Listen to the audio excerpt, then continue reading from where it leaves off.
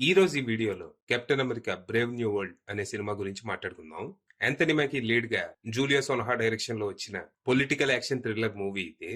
ఈ cinema story ఏంటి, దీని మీద నా ఒపీనియన్ ఏంటనేది ఇప్పుడు తెలుసుకుందాం పదండి. ముందుగా ఈ సినిమా స్టోరీ ఏంటంటే, ఎటర్నల్స్ మూవీ ఎండింగ్ లో సెలెస్టియల్ అనే బీయింగ్ భూమిలోంచి సగం బయటకు వచ్చి ఇండియన్ ఓషన్ మధ్యలో ఆగిపోయింది కదా. తర్వాత ఆ సెలెస్టియల్ లో యాడమెంటియం అనే ఒక అత్యంత విలువైన ఖనిజం ఉందని ప్రపంచానికి తెలుసుద్ది. దాంతో ప్రపంచ దేశాలన్నీ ఆ సెలెస్టియల్ మాదంటే మాదని తన్నుకు సావటం మొదలు పెడతారు.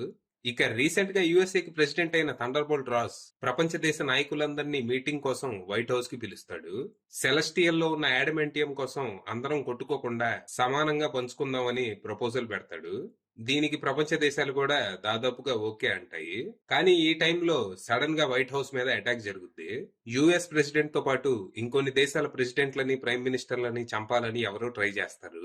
దీన్ని మన కొత్త కెప్టెన్ అమెరికా అయిన శామ్ విల్సన్ ఆపుతాడు. తర్వాత ఇన్వెస్టిగేషన్ లో ఈ అటాక్ జస్ట్ బిగినింగే అని, ప్రపంచ దేశాల మధ్య చిచ్చు పెట్టి యుద్ధ వాతావరణం తీసుకురావటానికి ముందు ముందు ఇలాంటివి ఇంకా జరిగే అవకాశం ఉందని తెలుస్తుంది.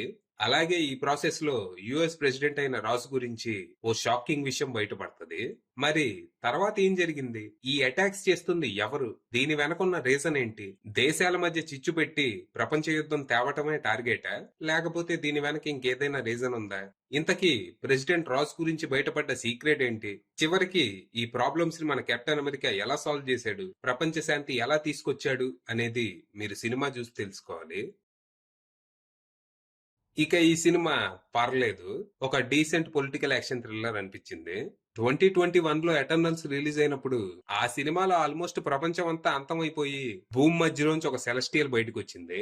మరి ప్రపంచం ఎండ్ అయిపోయే ఈవెంట్ జరిగినప్పుడు నెక్స్ట్ వచ్చే సినిమాలో ఈ కథని కంటిన్యూ చేయాలిగా, కానీ అలా జరగలేదు. ఎటర్నల్స్ రిలీజ్ అయ్యాక ఇప్పటి వరకు 8 ఎంసీయూ సినిమాలు వచ్చాయి. ఒక్క సినిమాలో కూడా కనీసం సెలెస్టియల్ అనే మాటే ఎత్తలేదు. మొత్తానికి ఎన్నాళ్ళకి ఈ 35వ సినిమా ద్వారా దాన్ని అడ్రస్ చేశారు. ఆ తలకాయ చుట్టూ ఒక పొలిటికల్ థ్రిల్లర్ కథని అల్లారు. అలాగని ఆ కథ మరీ అదిరిపోయేలా అయితే లేదు, జస్ట్ ఓకే అనిపించింది. అంటే యాక్చువల్ గా ఈ సినిమా 2023లోనే రావాలి, కానీ ఈ సినిమా అవుట్పుట్ కెవిన్ ఫైగీకి నచ్చకపోవడంతో మళ్ళీ చాలా భాగం రీషూట్ చేశారు. ఆ అతుకులు కొద్ది వరకు కనిపించాయి. ఏదేమైనా కొంచెం మంచి రిపేర్లే చేశారు. ఓవరాల్ గా సినిమాలో ఉన్న పాజిటివ్స్ విషయానికి వస్తే, పర్ఫార్మెన్సెస్, కెప్టెన్ అమెరికాగా యాంటోనీ మ్యాకీ చాలా బాగా చేశాడు. అలాగే ప్రెసిడెంట్ రాస్ గా హారిసన్ ఫోర్డ్ కూడా అదరగొట్టేశారు.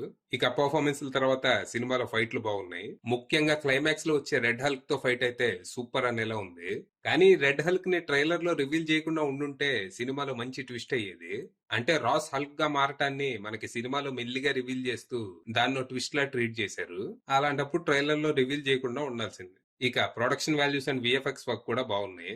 ఇక నెగటివ్స్ విషయానికి వస్తే, ప్రెడిక్టబుల్ స్క్రీన్ ప్లే, అలాగే ఈ సినిమా అర్థం కావాలంటే ముందు వచ్చిన కొన్ని ఎంసీయూ మూవీస్ తో పాటు సిరీస్ కూడా ఖచ్చితంగా చూసి ఉండాలి. ఎంసీయూ ఫ్యాన్స్ కి అయితే ఓకే గానీ కొత్తగా వచ్చే ఫ్యాన్స్ కి అయితే ఈ సినిమా ఏమీ అర్థం కాదు. ఇలాగే కొనసాగితే ఇక ఫ్యూచర్ లో రీబూట్ అయితే తప్పదు. ఫైనల్ గా చెప్పేది ఏంటంటే, హై ఎక్స్పెక్టేషన్స్ ఏమి పెట్టుకోకుండా ఈ సినిమాకి వెళ్తే చాలా వరకు సాటిస్ఫై అయ్యే అవకాశం ఉంది. అది విషయం.